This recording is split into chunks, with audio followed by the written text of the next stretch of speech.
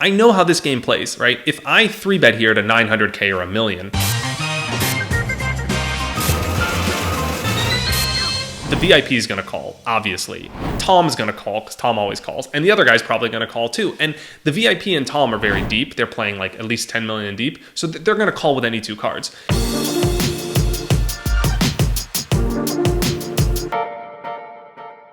Hey guys, what's up? It's Alec, Torelli, and this is a great question from Dennis, who asks, what is the most memorable hand of poker you've ever played? It's hard to pick one, but there's definitely one that stands out. So I was living in Macau at the time. This was between 2012 and 2015, and I was playing in the big game. And the big game was a private game that was held at a casino called Star World. You know there's no poker game, because if there was, I'd be running, not walking. It was private in that it was invite only. The casino was a public casino, but there was an upper section and sometimes in private rooms, what are called junket rooms. This was the cage. It would be an invite-only poker game. And so it was ran around a group of VIPs, and very few pros were allowed in, especially Western pros, of course, because we didn't speak Chinese, so it was harder to get in the game, because why would they want you in? They can't even talk to you. I was playing with these guys a lot over a couple of years, and I really built up a network, and I worked hard, and I got in with these games. And so I was able to play in some of these very high-stakes, poker games. And oh man, so it was some great times in these games. Or cut this part.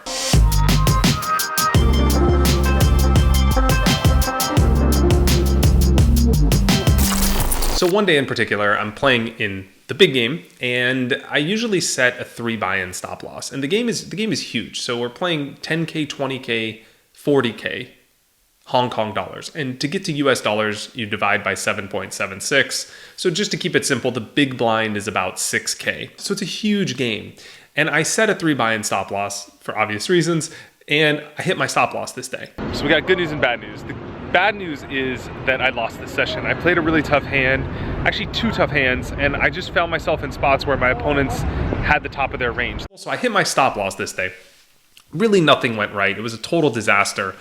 And I decided to do something I pretty much never do. And I was, especially in a situation like this where the stakes are very high and it makes sense to be prudent. And I said, you know what, I'm going to buy in again. And I felt really good about the situation. I was, sometimes when you are losing at poker and it bothers you right away because you're on edge or whatever, or sometimes, for use another example, you have a glass of wine and you feel it. Some days you have a glass of wine and you don't feel it. It was kind of like that, where I was playing poker and I should have been really tilted, right? I was down, I hit my stop loss in the biggest game, one of the biggest games I've ever played in my life. I should have been pretty tilted. But all the hands I played, I was really confident in. I had really good reads on the people, and I felt like there was a lot of opportunity in the game, and I knew exactly what was going on. I was really dialed in. So I was like, you know what? I'm coming back for a 4th buy-in. I buy in again, 4 million. I play a couple hands, I'm down to like 3.6 million. And it was pretty much right after I bought in. There's a straddle to 80K. The VIP, who's the biggest VIP I've ever played with in my life, and he opens to 240K. So he opens 3X, and we get, I think, 2 callers in late position. I think Tom calls, and someone calls to his left. So clearly nobody has anything. Like, Tom is never going to flat call the VIP with a strong hand. He's going to 3-bet him if he has anything to force other people out of the pot. And the guy who calls to the left of Tom was like a local pro who does, he probably has something, but he clearly doesn't have like a premium monster. He's going to 3-bet as well. So there's pretty much 2 calls of dead money. There's, almost $1 million in the pot. And I have 2 10s. And I'm like, I know how this game plays, right? If I 3-bet here to 900K or a million,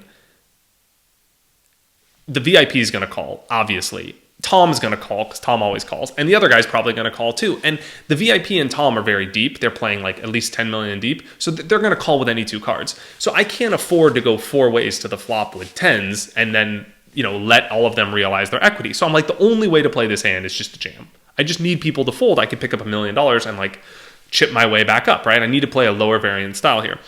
Even though it sounds higher variance, it's actually lower variance because you're denying equity from all the people. Anyway, I ship it in. The VIP, like, he's normally, I wish you could be there to see it, but he's normally super quiet. Like, doesn't say a word, smokes I don't know, at least a pack every hour or two. And he's just silent, like stoic. Hey guys, quick update here, which I know you're going to love. I've received a lot of messages from many of you lately who are looking to get more serious about poker during this time.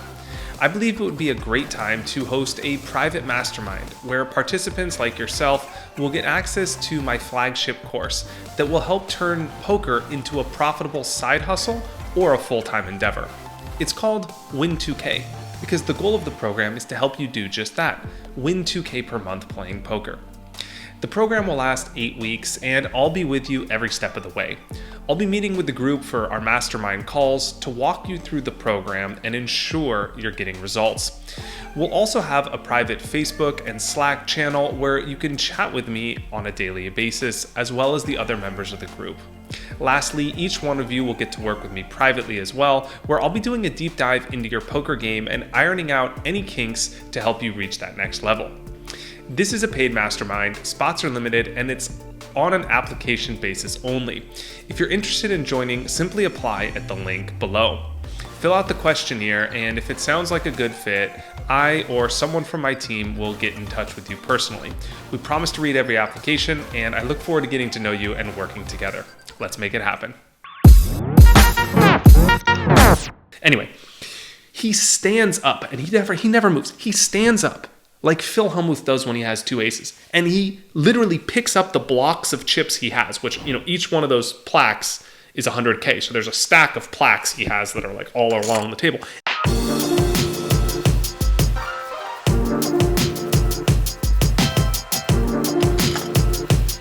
Obviously the other two people fold. And I'm like, oh my gosh, like now I'm like a little tilted, right? Because now I'm like, okay, how bad do I run? I get coolered by the VIP. He never has anything. He plays like 40% of hands.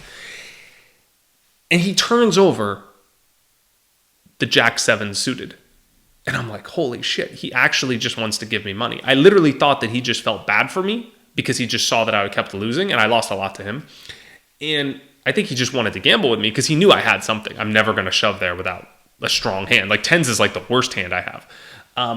And so he just called me. So I thought he just wanted to gamble with me and have fun. Anyway, the flop comes down jack high and he flops top pair. And now I'm pretty tilted. Like I usually don't give away anything. I don't really complain, especially in a game where I'm lucky to be invited or whatever. So I never want to like not do anything not to be invited back. But now I'm like pretty tilted. Now I'm visibly like, oh my gosh, like how does this happen to me? I'm so unlucky, the whole thing, right? I'm not really saying it out loud, but I'm visually like flustered. So there's two spades on the board, and I check my cards. I have the 10 of spades. So the turn comes a spade. And I'm like, oh my gosh, like one time, right? Like one time.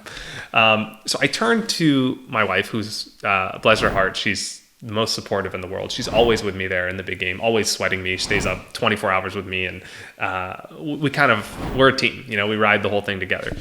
And so she's not like ever injecting herself into the game, but I like stop the action. I turn to her and I'm like, Ambra, I need you to help me out here. And I need you to sweat this river card. And I need you to pull out the river card and hope that it's a spade. So they love to play baccarat, these VIPs. So, they always put the card face down, and then someone, usually the person that's behind in the hand, so in this case me, has the option to kind of like peel the card up sideways and look at the card. And if you play baccarat, you know that you peel up a card sideways to look at the edges, and you see if there's a what's called legs. And legs mean there's a side to the card, so the card is either a 6, 7, 8, or 9, and this gives you insights into the potential outs you have when you're playing baccarat. So this is really important. So I explained this to Ambra, and now the whole table is gathering around. I'm like, you need to do this slowly and see if the card is black because 50-50 chance it's a spade or whatever. So she's like, her face is going red. There's $1 million in the pot, and like the whole table's, or million US, the whole table's coming over. Everybody's watching her, and so she takes this card and she's like going slowly, and she turns over a spade. And so now the whole table goes wild. I win this pot, and it's like, sometimes there's good days, sometimes there's bad days. Today was a good day. so huge because, I mean, the disparity between where things would have gone if I lost is like, just to give you some idea, if I lose that pot, I mean, clearly not going to buy in again. I'm down 16 million in the game. I'm like, now I'm done. And like, I don't know what would have happened. Would I have come back and played the big game the next day? Maybe, maybe not. Maybe, you know, it would have been a tough spot. Maybe I would have gone back to the win and had to grind 1K, 2K or something like that and build back up and then come back to the big game later.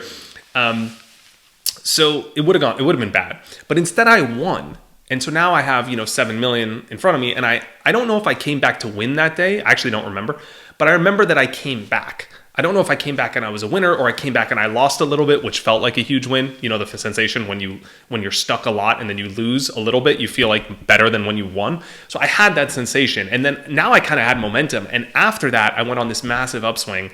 And that was like a pivotal point where I literally sit back and wonder, like, the turn of a card, how fragile the whole thing is, you know. And you're obviously, my poker career has been let's say 3 million hands, right? But there are certain moments in your career that have disproportional amount of luck and impact in your overall career. And this is true if you play tournaments, right? Think about it. You get to the end of a tournament and how many hands do you play at the final table? 100, 200? And that's the difference between, you know, $1 million and 20,000. And you're never going to reach the long run in those samples, but those are the things that either make or break your career, right? You win that million and then you parlay it up to win another 10 million. And like you go one direction, you win 20,000 and you know, nothing really changes.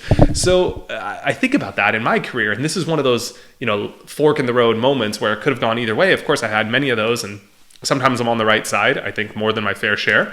And this was one I was on the right side. And it was a wild ride. I hope you enjoyed this video. If you have more questions, leave them in a comment below. I'll pick the best ones and answer them in future videos. Hit that like button if you like this. I'll put out more content like it. Subscribe to the channel. More content's coming. See you in the next one.